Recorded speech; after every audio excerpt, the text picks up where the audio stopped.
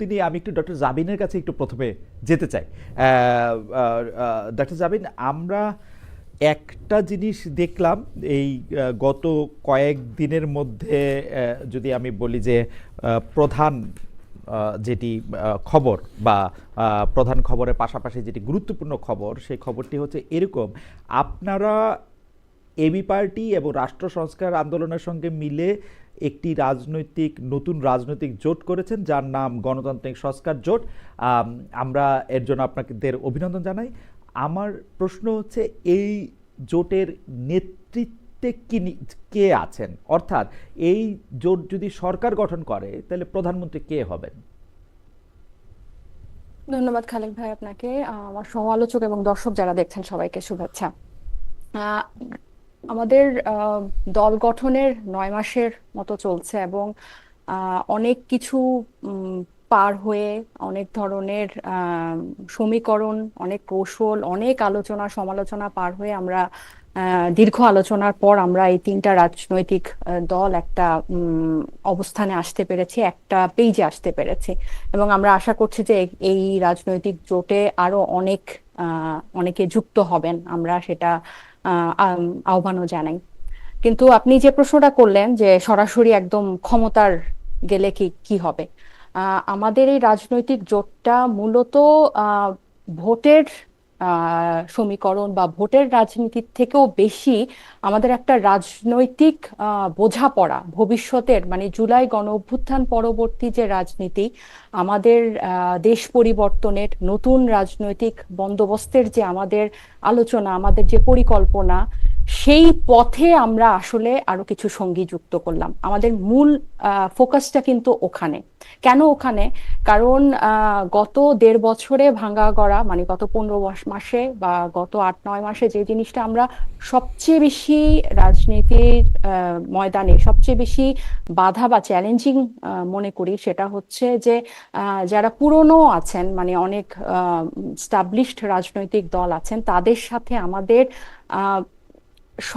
মৌলিক সংস্কারে যে আমাদের পার্থক্যটা এবং তাদের কাছ থেকে যে আমাদের বাধার যে একটা সম্মুখীন। তো আমাদের কাছে মনে হয়েছে যে এটা শুধু সামনের নির্বাচনটা এনসিপির রাজনৈতিক চলার পথে একটা অধ্যায়। তো সব ফোকাসটা যে আমাদের ওইখানে, এবং তখনই আমরা না, সরকার সব গঠন ফোকাস করে ওখানে তাকে ডক্টর প্রধান। জাবির, সব ফোকাস ওখানে না, মানে কিছু ফোকাস কি আছে এই ইলেকশনটা নিয়ে? কিছু ফোকাস থাকলে তো, অবশ্যই। হ্যাঁ, কিছু ফোকাস থাকলে তো এই মোর্চাটার নেতৃত্ব কে দিচ্ছেন সেটা নিশ্চয়ই আপনারা ঠিক করেছেন। আচ্ছা, এখানে একদম প্রাইমারি লেভেলে এখন পর্যন্ত ওভাবে কোনো নেতৃত্ব বা কোনো ধরনের পদ পদবি এটা নির্ধারণ হয়নি। আপনারা সংবাদ সম্মেলন থেকে দেখেছেন খালেদ ভাই যে এখানে নাহিদ ইসলামকে মুখপাত্র ঠিক করা হয়েছে।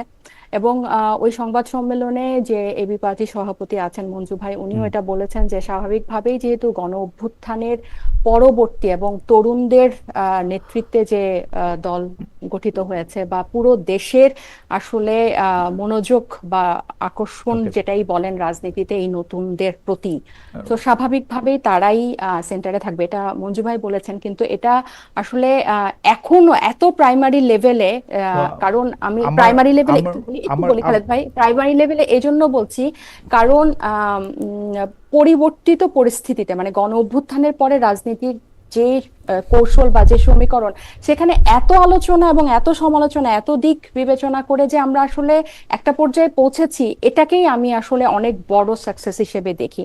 সো এর পরের ধাপে আমরা আম- কর্মসূচিতে যাব, এরপরে আমরা হয়তো নির্বাচনে যখন যাব তখন কিন্তু এই না, চলতে চলতে এই না, নেতৃত্বের বিষয়টা উঠে না, আসবে। ডক্টর জাবিন, আপনি হয়তো ঠিকই বলতেছেন যে আপনারা অনেক আলোচনা সমালোচনা নিজেদের মধ্যে, আপনারা আলোচনা সমালোচনা সবচেয়ে বেশি করেছেন আমার ধারণা। তারপরেও আমি এরকম প্রথম, মানে আমার আমার আমার আমি রাজনৈতিক মোর্চা করা হয়েছে অথচ নেতৃত্বে কে থাকছেন সেটি এখনো ঠিক করা হয় নাই, ফোকাস ওদিকে না, এইটা আমার প্রথম অভিজ্ঞতা। আমি জানি না মানে এরকম আর কোথাও কখনো দেখেছি কিনা। নিশ্চয়ই এইটাও একটা নতুন বন্দোবস্তেরই একটা অংশ। আমার মনে হয় যে না, আমরা আমি ভবিষ্যতে, আমি আমি আমি আপনাকে আর দেখি বলছি নাই না যে, মনে হয়, আমি আর দেখি নাই মনে হ্যাঁ হয় না, এরকম। হ্যাঁ না দেখে থাকতে পারেন, কিন্তু আমি বলছি না যে এখান থেকে কোনো নেতৃত্ব বা কোনো ধরনের এই জোটটার কোনো ধরনের কাঠামোগত চেঞ্জ হবে না এটা আমি বলছি না, কিন্তু একদম প্রাইমারি পর্যায়ে যখন এই জোটটা গঠন হয় তার আগে প্রচুর আলোচনা হয়েছে, আমাদেরকে অনেক কিছু চ্যালেঞ্জ মোকাবেলা করে আমরা যে একসাথে হতে পেরেছি আমি সেটাকেই সফলতা দেখছি। ওকে এবং এইটার পরবর্তীতে ফোকাসটা ওইখানে যায় কিনা এটা কিন্তু আমাদের একসাথে পথ চলার উপরেই নির্ভর করবে। ওকে, আপনার এই জোট চ্যালেঞ্জটা ওভারকাম করে আপনারা একসাথে হতে পেরেছেন, সেটাকে আপনারা একটা বড় জায়গা মনে করতেছেন। আমি শুধু একটু জানতে চেয়ে রাখি, আপনারা যখন এনসিপি গঠন করেছিলেন তখন থেকে শুরু করে আজকে পর্যন্ত আপনারা এরকম একটা জোট করবেন যার একজন বামপন্থী বলে পরিচিত, আরেকজন খুব ডানপন্থী যাদের নেতারা আগে জামাত করতেন, এরকম দুইটা দলের সাথে জোট করবেন, নির্বাচনী জোট, এইটা আপনাদের ভাবনাই ছিল কিনা, বা যখন আপনারা সে জোটটা করলেন তখন সেটাকে আপনারা একটা খুব সফলতা মনে করতেছেন কিনা? আমি আসছি আপনার কাছে প্রশ্নটা করে রাখলাম। জনাব তাসনিম খলিলের কাছে একটু যাই। জনাব তাসনিম খলিল, বিএনপির ভারপ্রাপ্ত চেয়ারম্যান তারেক রহমান যাতে নির্বাচনের তফসিল ঘোষণার আগে দেশে না ফেরেন, আপনি ফেসবুক পোস্টে সম্প্রতি এরকম একটা আহ্বান আমরা দেখলাম। তার নিরাপত্তা নিয়ে এক ধরনের ষড়যন্ত্র তত্ত্বের আভাস আছে আপনার লেখায়। আমাদের প্রশ্ন হচ্ছে, তার জন্য হুমকি আসলে কারা? মানে আমি কিন্তু তার জন্য হুমকিটা খুঁজে পাইতেছি না।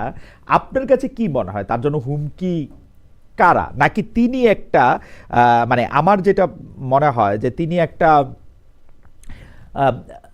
ড্রাম বিটিং করতেছেন, এক ধরনের ড্রামাটাইজেশন করতেছেন, এক ধরনের তার কিছু ডার্টি লন্ড্রি আছে সেগুলি পরিষ্কার করতেছেন, এবং তিনি একটা এন্ট্রি নিবেন যে এন্ট্রিটাতে মনে হয় যে যে গড়র প্রতীক্ষায় আমরা ছিলাম সেই গড় চলে আসছেন।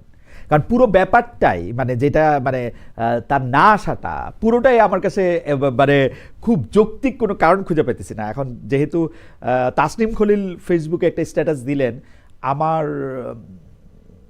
আমি আসলে আপনাকে খোঁজ করতেছিলাম গত 2-3 সপ্তাহ ধরে এটা জানার জন্য যে ইজ ইট লাইক মানে এর মধ্যে কি আছে আসলে। মানে আমি ফেসবুক স্ট্যাটাস দিলাম এই জন্য তারেক রহমানে দিল এরকম কিছু না মানে না, আপনি ষড়যন্ত্র ফেসবুক তো দিলেন যেহেতু, আমি আপনাকে যতদিন ধরে চিনি, যখন থেকে আপনার পরিচয়, মানে আপনি যে খুব অকারণে দিছেন ব্যাপারটা এরকম মনে হয় নাই আমার কাছে, মানে জাস্ট একটা গাট ফিলিং থেকে দিছেন, এটা আমার মনে হয় না।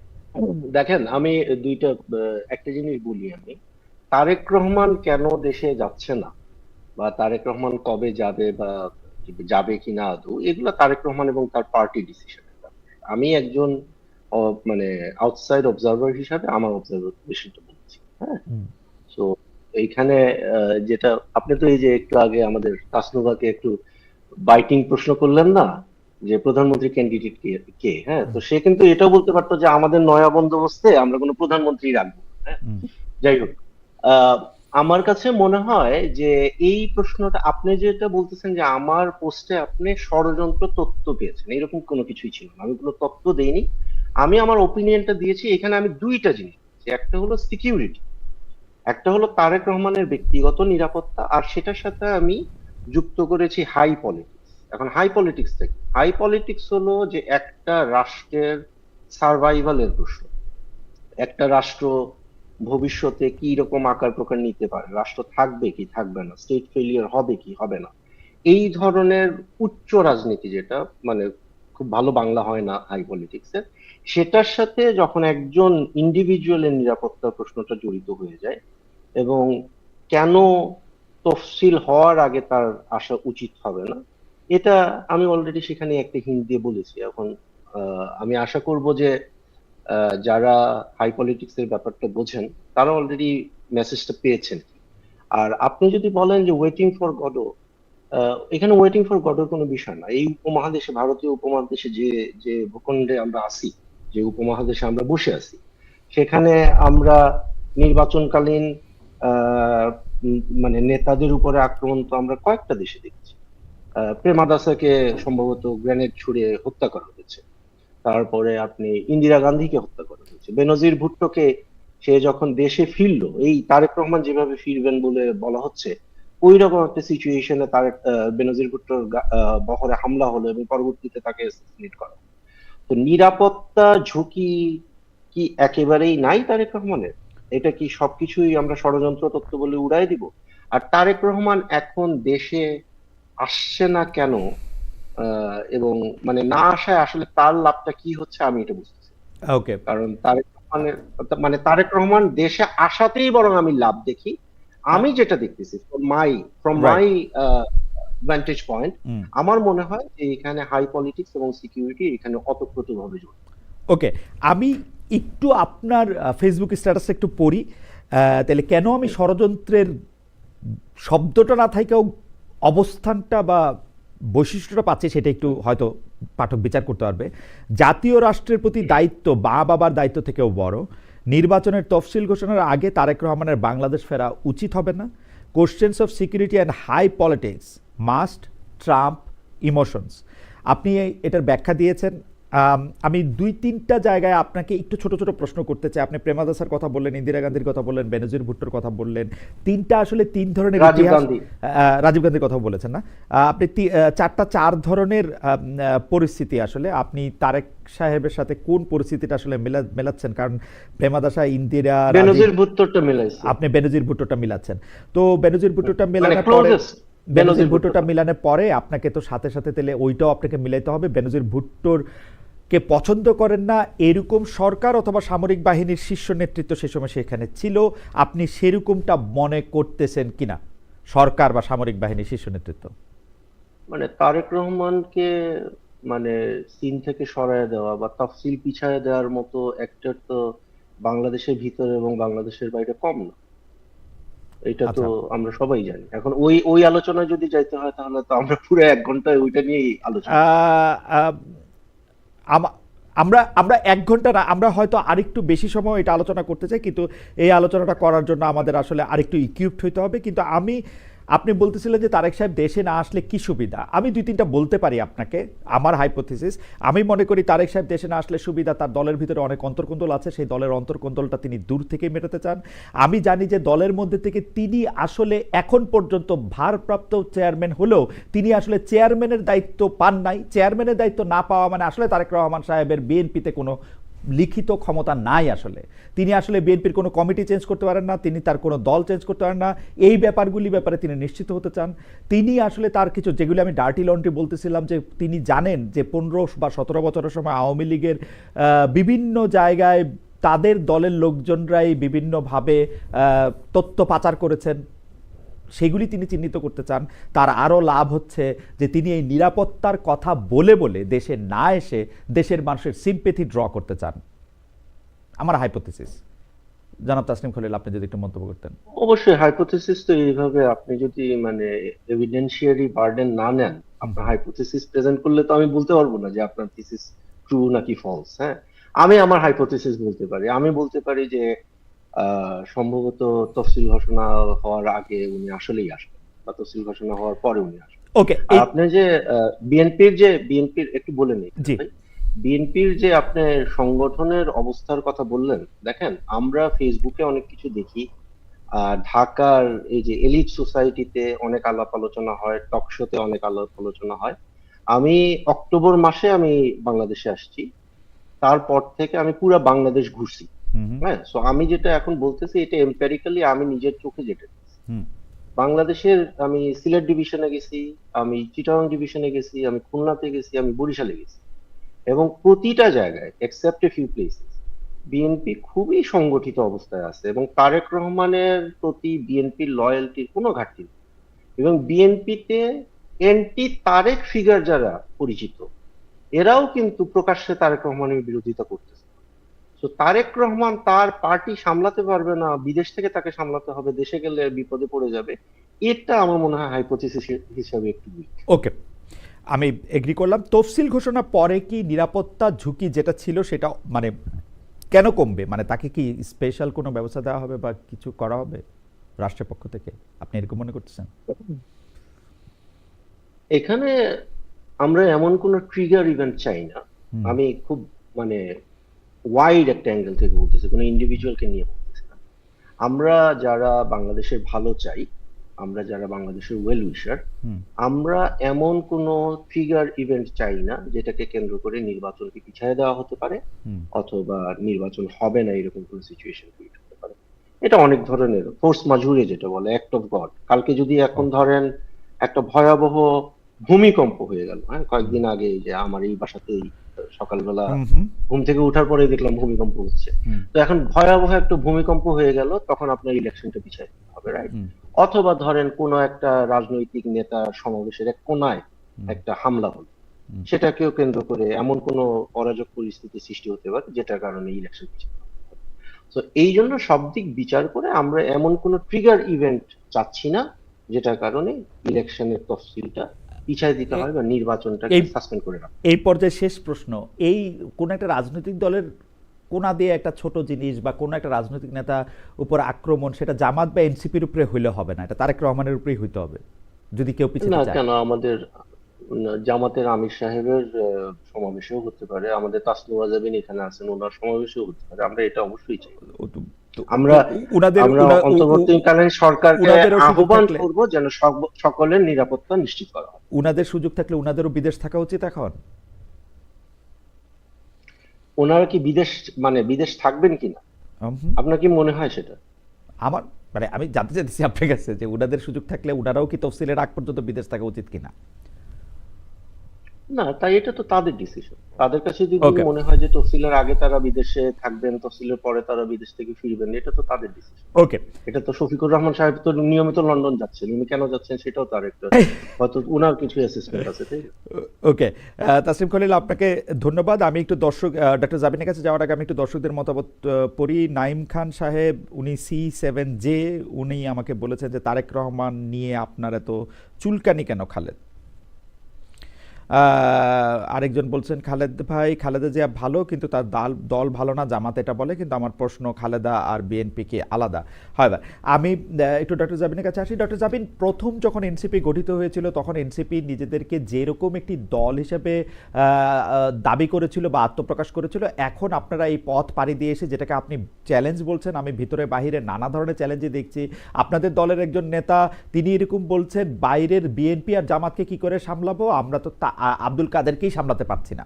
আমি বিএনপি এনসিপির একজন প্রার্থীর কথা বলছি, যে তিনি এরকম কথা বলছেন। যে এই চ্যালেঞ্জটার পরে আপনারা এখন যে জোটটা গঠন করেছেন এবি পার্টির সাথে এবং রাষ্ট্র সংস্কার আন্দোলনের সাথে, এতে আপনারা আপনাদেরকে সফল মনে করেন কিনা, মানে আপনারা এই চ্যালেঞ্জটা অতিক্রম করেছেন, একটা ভালো জায়গায় এসেছেন, এরকম মনে করেন কিনা? হ্যাঁ, এটা আমি তো যখন লাস্টবার বলছিলাম, এটা অবশ্যই এটা একটা বিরাট সাফল্য। এই কারণে আপনি বলছিলেন না যে ডান ঘরানার বাম ঘরানার সাথে জোট করার কোনো পরিকল্পনা ছিল কিনা, বা আমরা যখন দল শুরু করি, আপনি দেখেন আমরা যখন দল গঠনের পরে আমাদের বিশেষ করে মৌলিক সংস্কার প্রশ্নে যখন ঐকমত্য কমিশনে ডিবেটগুলো হচ্ছিল, আমরা যখন আলোচনা সমালোচনাগুলো চলছিল, তখন কিন্তু আমরা দেখলাম যে এই আমরা যারা যারা কাছাকাছি আছি, এবং তখন যে পরিমাণ ডিবেট করে আমরা শেষ পর্যন্ত জুলাই সনদকে গণভোট পর্যন্ত নিয়েছি, এবং এই পুরো প্রক্রিয়ার মধ্যে আহ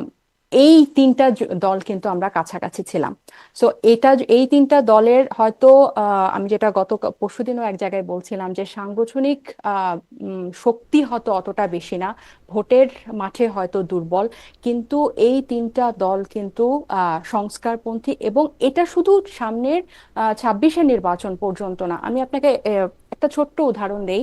আজকেই দুর্নীতি বিরোধী দিবসে তারেক রহমান সাহেব কিছু দুর্নীতির বিরুদ্ধে যুদ্ধে ওনাদের কিছু পরিকল্পনার কথা বলেছেন। তার মধ্যে প্রথমটা হচ্ছে স্বাধীন সাংবিধানিক প্রতিষ্ঠান, যেখানে দুদক আর নির্বাচন কমিশনের কথা উল্লেখ করেছেন।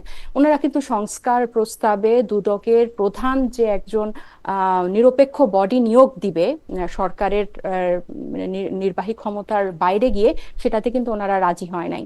ওনারা এই পরিকল্পনার মধ্যে উনি পুলিশের সংস্কারের কথা বলেছেন, অথচ পুলিশ অধ্যাদেশ যেটা অনুমোদন হয়েছে বা খসড়া, সেটাতে ওনাদের আপত্তি ছিল, ওনারা চিঠি দিয়ে বিবৃতি দিয়ে সেটাতে বাধা দিয়েছেন। সো এই যে অঙ্গীকার ভঙ্গের যে একটা সংস্কৃতি বাংলাদেশের অতীত থেকে আছে, রাজনীতিতে আছে, এটা মোকাবেলা করার জন্য 26-এর পরবর্তী নির্বাচনেও কিন্তু আমাদের একটা জোরালো ভয়েস লাগবে, আমাদের একটা জোরালো জোট লাগবে। তো এই তিনটা দল কিন্তু আমার কাছে মনে হয় যে এসব প্রশ্নে অনেক জোরালো ভূমিকা রাখতে পারবে। ডক্টর জাবিন, আপনি আদর্শগত মিলে কথা বলছেন এই তিনটা দলের, মানে আমি এনসিপির কথা জানি না, কারণ এনসিপির প্রশ্ন করে কোনো জবাব পাই না। আদর্শগত মিল এবি পার্টি আর রাষ্ট্র সংস্কার আন্দোলনের মধ্যে আছে বলছেন? না, আমি বলছি যে আহ, জুলাই গণ অভ্যুত্থানের যে আকাঙ্ক্ষা যেটা ছিল, যে হুম, হুম, আমাদের পুরনো যে নিয়ম কানুনগুলা ছিল রাষ্ট্র কাঠামোর, হুম। সেগুলোর পরিবর্তনের জন্য আমরা তো একদম শুরু থেকে সংবিধানের পরিবর্তন হয়ে গণপরিষদের মাধ্যমে চেয়েছিলাম, সেটা হয় নাই। সেখান থেকে জুলাই সনদের উপর অনেক আলোচনা হয়ে সর্বশেষ গণভোটে গেল। এই পদগুলা কিন্তু আমরা আলাদা আলাদা তিনটা দল একসাথে পার করেছে। আমি একটা কথা বলি খালেদ ভাই, এই যে আপনি আদর্শের কথা বলছেন, আপনি দেখেন গত কয়েক মাসে আপনার মনে পড়ে জুলাইয়ের হত্যাকাণ্ডের বা বাংলাদেশের গত 54 বছরে বাংলাদেশের উন্নতি বা এই জুলাই গণ অভ্যুত্থান কেন হলো, এটা আমাদের কোনো আহ, আমাদের ব্রেইনে আছে, আমাদের স্মৃতিতে আছে? এটা পুরাটা ওয়াশ আউট হয়ে গেছে নির্বাচন দিয়ে, পুরাটাই, মানে একেবারেই। কার কার এবং কার কার দেখেন, কার আমি ক- একটু কার কথা বলি। কার কথা বলছেন? এনসিপির ওয়াশ আউট হয়ে গেছে সেটা দেখতে পাচ্ছি, না আমাদের না, আছে। আমি না না না, এটা এটা ভুল বললেন। কিভাবে আছে আপনি মানে দেখেন, আমার কিভাবে মাথায় তো আছে আপনি আমার আমাকে মাথায় তো বলেন, আর আপনি নাই, কিভাবে আছে এটা? আমার মাথায় তো আপনি নাই, এই আলোচনাটা এনসিপির কিভাবে মাথায় আপনি আছে? আছেন, আমার মাথায় তো আপনি নাই। আপনি তো জানেন না যে এটা ওয়াশ আউট হয়ে গেছে কিনা, আমি না, ভুল আপনি কেমনে কি বলবো? এটার কোনো আলোচনা দেখেন? আপনি দেখেন আমি সারাক্ষণ লক্ষ্মীপুরে, আমি আমি সারাক্ষণ জুলাই পরশুদিনের আগস্টে নিউজ আন্দোলন বলি, দেখি, আমি জুলাই আগস্টে লক্ষ্মীপুরে আন্দোলন দেখি। লক্ষ্মীপুরে একটা জেলা যুবলীগের সভাপতির ছাদ থেকে 25-30 জন অস্ত্রধারী সাধারণ ছাত্রদের উপর গুলি করেছিল। পরশুদিনের নিউজ বলছি আমি, পরশুদিন বা তার আগের দিনে লক্ষ্মীপুরে একটা অস্ত্র উদ্ধার হয় নাই। তারা রেস নিয়ে নিয়ে লক্ষ্মীপুরে এখনো নিহতর, ওখানে 4 জন ছাত্র নিহত হয়েছে, বেশ কয়েকজন আহত হয়েছে।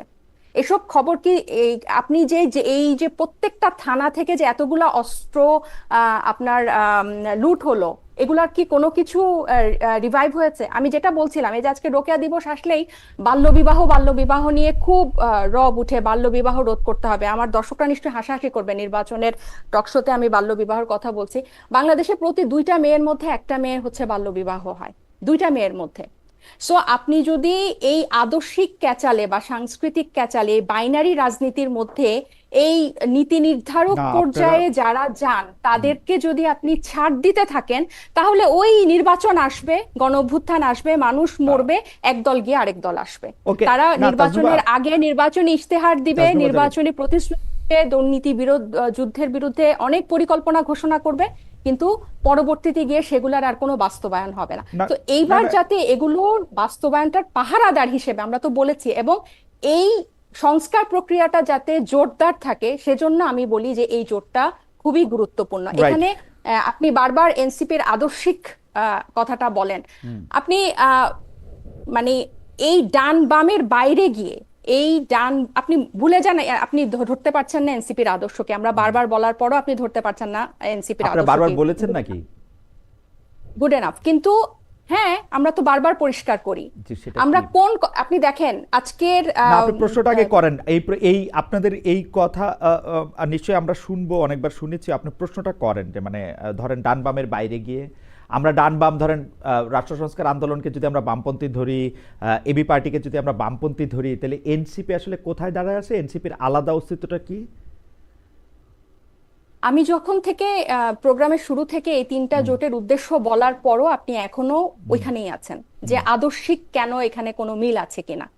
আমি যখনই বলছি যে এই পরবর্তী জুলাই পরবর্তী যে নতুন রাজনীতির কথা আমরা বলছি, নতুন বাংলাদেশ পরিবর্তনের যে কথা বলছি, মৌলিক সংস্কার কাঠামোর যে পরিবর্তনের কথা বলছি, সেগুলোর আলোচনাটা জারি রাখার জন্য, সেগুলোর আওয়াজটা জারি রাখার জন্য, সেটাকে রাজপথে আরো জোরালো করার জন্য আমরা একসাথে হচ্ছি। তারপরও আপনি ঘুরে ফিরে আদর্শিকে ঠিক গেলে আছে, কি, আমার ভুল আমি হয়েছে, আমার বাল্যবিবাহের ভুল হয়েছে, প্রসঙ্গটা কেন, আমার না না, ভুল হয়েছে, আমাকে ক্ষমা বাল্যবিবাহের করবেন। প্রসঙ্গটা কেন না, আনলাম? আপনি দেখেন, বাল্যবিবাহের প্রসঙ্গ আনছেন, ভালো করছেন। আপনি মৌলিক সংস্কার কাঠামোতে আমি আসি। আপনারা মৌলিক সংস্কার কাঠামোতেও কি এক জায়গায় দাঁড়ায় আছেন তিনটা দল? আমার জানার জন্য হ্যাঁ, জানতেছি মৌলিক হ্যাঁ, আমরা সংস্কার কি কাঠামোতে। আমরা কি জুলাই সনদের এই যেই সুপারিশগুলাতে আমরা একমত হয়েছি, বা যেগুলা এই গণভোটে নেওয়া জুলাই পর্যন্ত, সনদ এটাতে কি আমরা পুরা প্রক্রিয়াটাতে কি আমরা কাছাকাছি ছিলাম না? পুরা আমরা কি সাংবিধানিক ছিলেন, প্রতিষ্ঠানগুলো নিরপেক্ষ ছিলেন, নিয়োগ চাই নাই? আমরা তত্ত্বাবধায়ক সরকার ব্যবস্থাটার একটা ছিলেন, নিরপেক্ষ নিয়োগ চাই নাই? এবং ছিলেন। হ্যাঁ, আমরা সব আপনাদের সবচেয়ে কাছাকাছি ছিল জামায়াতে ইসলামী, এই যেগুলি বললেন সেগুলির মধ্যে। তো তাদের সাথে তো আপনারা জোট করতে পারেন নাই। জোট ওনাদের সঙ্গে যখন করছেন তখন নিশ্চয়ই এটার একটা কারণ আছে, তাই না? আমি সেই কারণটা ধরতে চাইতেছিলাম। আমরা তো বিএনপির সাথেও জোট করি না, এখানে জামাত হ্যাঁ, বিএনপির বাইরে বিএনপির সাথেও গিয়ে করেন তো নাই, আমরা বিএনপি আমি আপনাদের থেকে একটা একটু কথা দূরে বলি, ছিল, কিন্তু আপনি জামায়াত দেখেন আপনাদের খুব এই কাছাকাছি এই ছিল। গণ অভ্যুত্থানের আগে ছিল দুইটা দল, বিএনপি আওয়ামী লীগ, এবং গণ অভ্যুত্থানের পরে হয়ে গেছে এখন বিএনপি জামাত। তিনোটা দলই হচ্ছে পুরনো স্টাবলিশমেন্টের এবং পুরনো চিন্তাধারার। এই জামাত ইসলামকে একজন নারী প্রার্থীও কেউ মনোনয়ন দিয়েছে? দেয়নি কিন্তু। তাহলে আমরা বারবার বলছি যে নতুন পথে যাদেরকে আমরা, সেটা একজন হলেও, এক দলের একজন হলেও একজন, আমরা আমাদের আওয়াজটা ভারী করতে চাই। ওকে, এনসিপি কারণ এনসিপি নতুন কারণ পথের যাত্রী, এনসিপি নতুন পথের রাজনীতি করতেছে, তাই তো? অবশ্যই এটাই তো আমরা বলে আসছি। কারণ ওকে, আপনি আপনি দেখেন এই যে এবি পার্টি এবং নির্বাচনের রাষ্ট্র সংস্কার আন্দোলনও,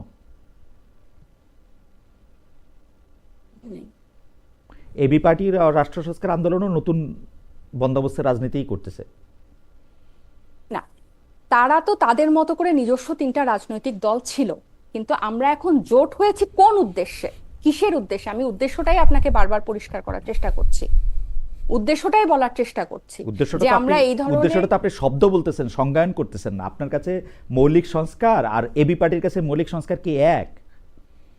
কেন, এই যে আমরা যেই রাষ্ট্র কাঠামোর যে সংস্কারগুলোর আমরা কথা বলেছি, এগুলা কি আপনার কাছে এক মনে হয় না? আমার কাছে তো জামায়াতে ইসলামীকে যেই সব কথা আপনারা বলেছেন, জামায়াতে ইসলামীর সাথে আপনারা আরো অনেক বেশি এক ছিলেন, পুরোটা সময় আমি এটা দেখেছি।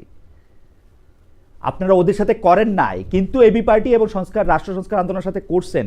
এটার তো কোনো একটা যুক্তি বুদ্ধি থাকতে হবে তো, তাই না ডক্টর জাবিন? কারণ এই দুটা দলের সাথে আমাদের বেশি বোঝাপড়া মিলেছে। কেন আমরা পুরনো? কারণ এই তিনটা দলই কিন্তু নতুন, ওকে, মানে নতুন রাজনৈতিক দল। আমি কেন পুরনো? আপনি দেখেন আজকে যে 18-20 কোটি মানুষের দেশে 1300 মানুষের উপর জরিপ নিয়ে যে পাতায় পাতায় প্রকাশিত হয়, আপনি জরিপটাকে মোটা দাগে যদি দেখেন, দেখবেন যে মানে নতুনরা অজনপ্রিয়, নতুনরা ব্যর্থ, এরকম একটা পিকচারই এখানে আসছে, এবং পুরনোরা এখনো জনপ্রিয়, পুরনোরাই ক্ষমতায় যাবে, এরকম একটা জিনিস পোট্রে করারই থাকে। রাইট। আপনার এই এই আপনার সংস্কারে শুধু মিল থাকলেই তো হবে না, সুপারিশে শুধু মিল থাকলেই যে আমরা তাদের সাথে জোট করে যাব তা না। আমি আপনাকে শুরুতেই বলছিলাম যে অনেক আলোচনার পরও কিন্তু, কারণ এই নির্বাচনটা কেন্দ্র করেই তো খালি জোটটা হয় নাই। So, ভবিষ্যতের আমরা রাজনীতি কেন নিয়ে, ভবিষ্যতের রাজনীতি, রাইট। এটার পরেও আমি বলছি।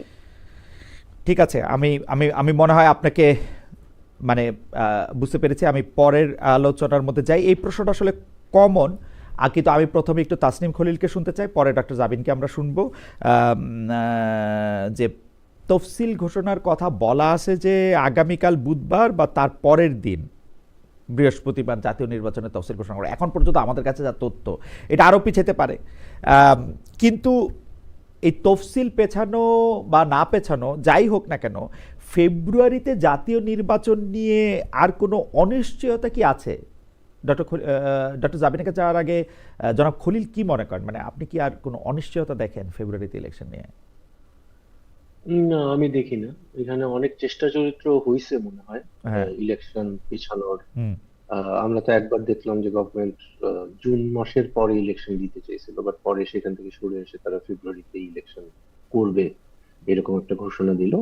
তফসিল কালকেই হয়ে যাওয়ার কথা আমরা যতদূর শুনতেছি, বা এর পরের দিন হবে। এর পরে আমার মনে হয় একবার তফসিল ঘোষণা হয়ে গেলে এই এন্টায়ার সিস্টেম, আপনি তো অ্যাডমিনিস্ট্রেশনের ছিলেন, আপনি জানেন যে নির্বাচনকালীন সময়ে রাষ্ট্র পুরোপুরি মানে অন্য একটা ট্রেনে উঠে যায়, না অন্য একটা লাইনে উঠে যায় ট্রেন।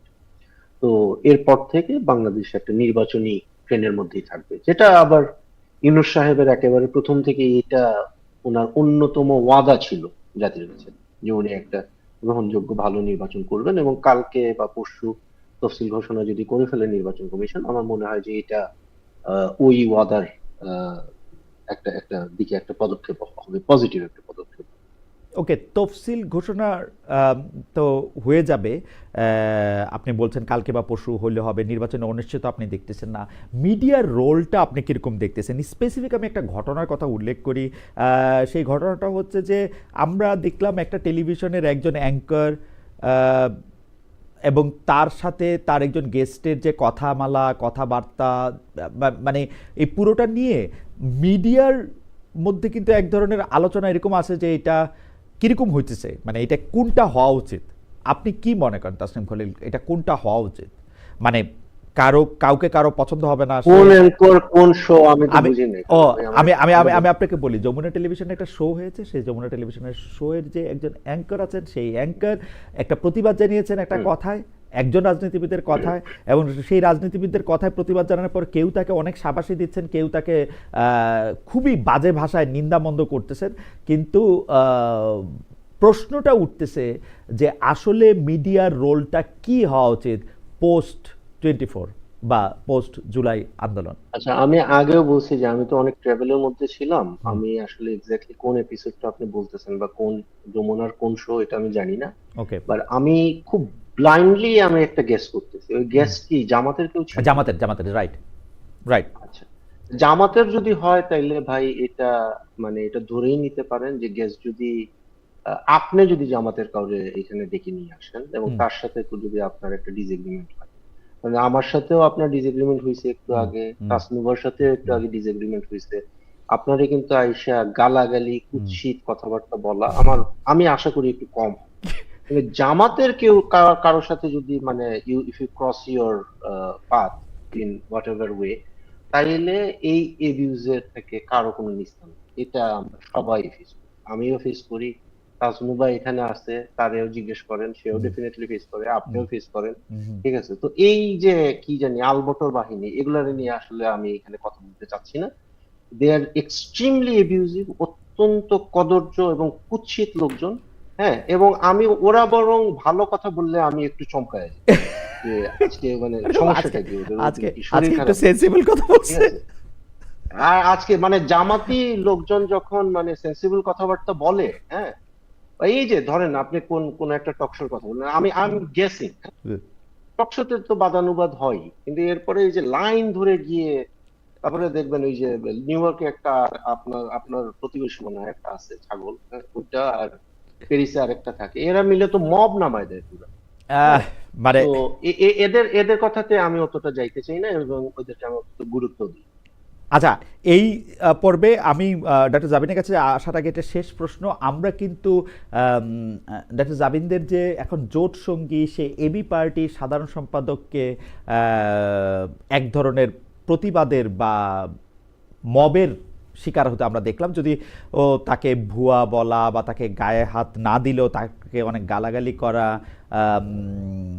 এগুলি মানে এইটাকে আপনি আসলে কিভাবে দেখবেন? মানে এইটা যদি ট্রেন্ড হিসেবে চালু হয়ে যায়, এটা তো আমাদের জন্য খুব ভালো না। আমার একজন বন্ধু মনে করে দিচ্ছেন, তাসনিম আপনি যখন জামাতের কথা বলতেছিলেন তখন আমি একটু হাসতেছিলাম, আমার একজন বন্ধু মনে করে দিচ্ছেন, খালেদ প্লিজ ডোন্ট লাফ, কারণ সর্বশেষ আমি যে অসাধারণ আক্রমণ এনসিপির মাধ্যমে হয়েছিলাম সেটি হেসেই, এবং জামাতের জন্য হাসলে তার চেয়ে দ্বিগুণ আক্রান্ত আমার হওয়ার কথা হিসাবে, জানি না, যাই হোক হাসি নাই ভাই। তারপরে এখন খলিল একটু বলেন যে এইটার মধ্যে আমরা আসলে ফুয়াদ সাহেবকে যে ইয়ে করা হয়েছে ওইটা বরিশালে আমি পুরো কনটেক্সট আসলে জানি না, আমি জাস্ট একটা পার্ট অফ দ্য ভিডিও আমি দেখছি। ডেফিনেটলি ওইখানে ওনাকে যেভাবে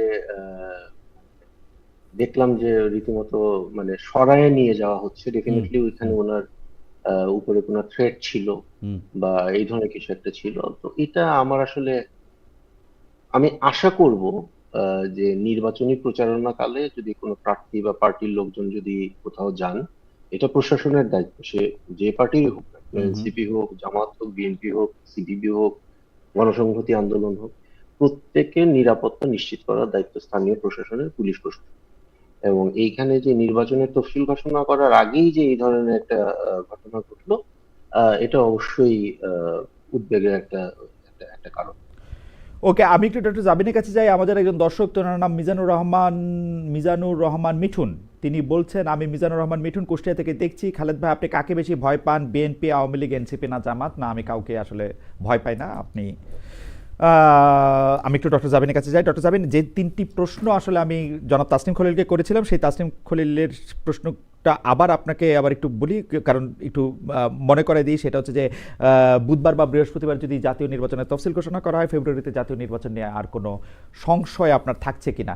আমি আপনার কাছে এই উত্তরটা পাওয়ার আগে দর্শকদের কাছে একটু জানতে চেয়েছিলাম, এবি পার্টি ও রাষ্ট্র সংস্কার আন্দোলনের সঙ্গে নিয়ে 3 দলীয় গণতান্ত্রিক সংস্কার জোট করার যে ঘোষণা দিয়েছেন এনসিপির আহ্বায়ক নাহিদ ইসলাম, প্রিয় দর্শক এই জোট সফল হবে বলে মনে করেন কিনা? শতকরা 37% মনে করছেন সফল হবেন, শতকরা 63% মনে করছেন সফল হবেন না, 27,000 ভোট দিয়েছেন। নির্বাচনে কোনো সংশয় কি থাকছে কিনা ডক্টর জাবিন? না, আমি মনে করছি না যে কোনো ধরনের আর সন্দেহ বা কোনো কিছু থাকবে। তফসিল ঘোষণা এমনিতেই পুরো দেশ এখন সব রাজনৈতিক দল এখন নির্বাচনমুখী, এবং কালকে পরশু তফসিল ঘোষণা হলে সেটা আরো বেশি আম, মানে একদম স্পষ্ট হয়ে যাবে, বা পুরোই ওই পুরো দমে নির্বাচনের প্রস্তুতি নিবে সব দল। ওকে, মিডিয়া আপনি মিডিয়ার কথা আসছিলাম হ্যাঁ, না, আপনি মিডিয়ার কি কথা মানে আমি আমি কি একটা প্রশ্নটা করব যে মানে উপস্থাপক, এবং আপনি জানেন যে একজন ওই রাজনৈতিক ওই প্রোগ্রামেই হচ্ছে আমি পরের আমি জাস্ট একটা হ্যাঁ অভিজ্ঞতা আর কি, জাস্ট এটা হ্যাঁ মানে আপনাদের সাথে শেয়ার করা। পরের দিনই আমি ওই শোতে গিয়েছিলাম। হুম হুম তো শো শেষ করে বাসায় আসার পর আমার ইউটিউবের নিচে একটা কমেন্ট চোখে পড়লো, যে আমি আর উপস্থাপিকা কথা বলছিলাম ওরকম একটা লিংকের নিচে যে দুজনেরই চরিত্রে দাগ আছে। তো এটা হচ্ছে ওই যে খলিল ভাই যেটা বললো, মানে কারো বিরুদ্ধে গেলেই হচ্ছে খুব একটা সংঘবদ্ধ, মানে এখনো হয়তো শুরু ও হয়ে যাবে।